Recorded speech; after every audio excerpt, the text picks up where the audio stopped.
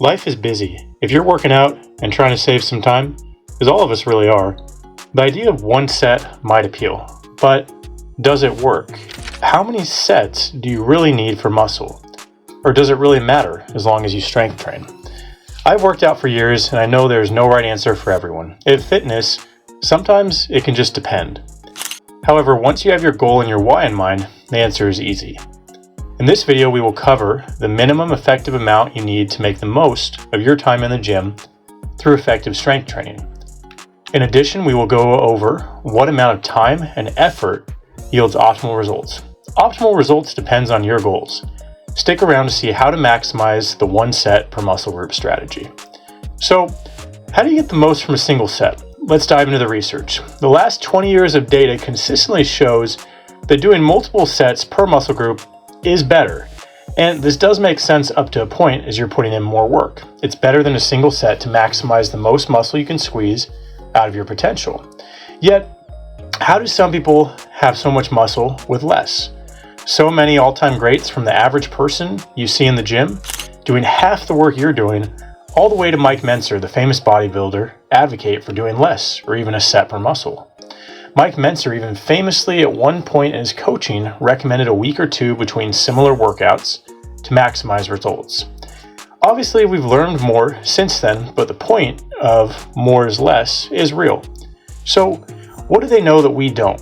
They craft a muscular physique with a single set and less volume overall. The thing they understand is that while it might not maximize every single cell of potential, it still provides an effective stimulus to gain and keep muscle. Also, quite honestly, some people respond better than others. It just is what it is. The research shows multi-set exercise programs leading to 1.5 times more muscle on the high end than single exercise training programs. That is significant, but let's dive in and take a closer look.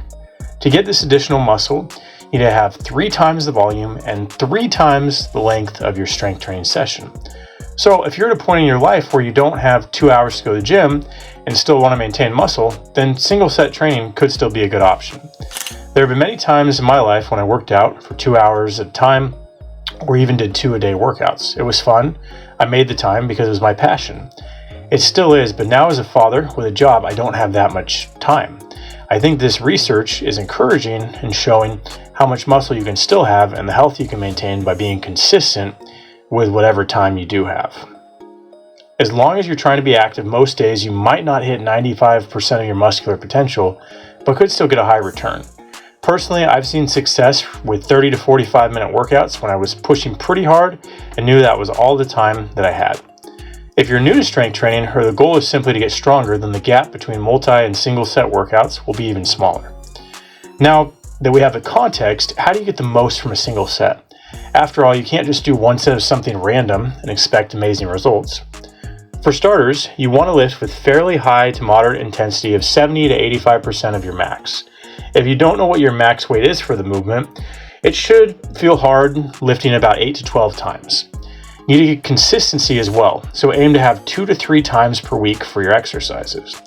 The research I have seen always consistently shows best results when a muscle is hit at least twice a week.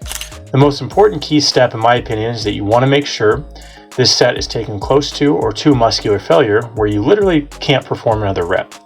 Otherwise, you'll leave muscle on the table with this advantageous plan, which will turn out to be not so advantageous. Remember, things don't have to be black and white. You can do single set for all exercises or just for some. For example, a good option could be doing compound lifts for one set that hit multiple muscles. Think bench press, shoulder press, and squat. Then if you have a lagging bicep or tricep area, target it with 3 sets for isolation work of that specific muscle. This can give you a little more volume while minimizing the work on the more strenuous lifts. You can even add in some drop sets or giant sets to push you close to failure as well. Drop sets are when you go near failure, then lower the weight and repeat the same movement and keep dropping down until you can't really do too much more. A giant set is when you go from one exercise of a muscle to another in a row without resting. For example, bench press, chest flies, decline press.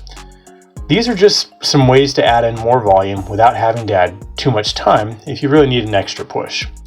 Make sure to listen to your body and recover based on how fatigued you feel.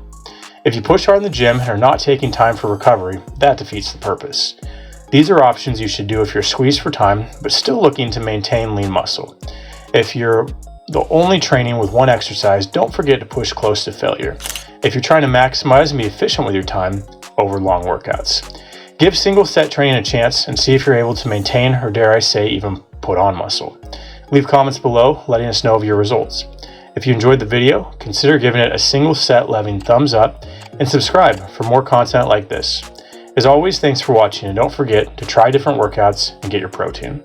We always want to bring real, practical fitness advice that you can use right away in your health and fitness journey.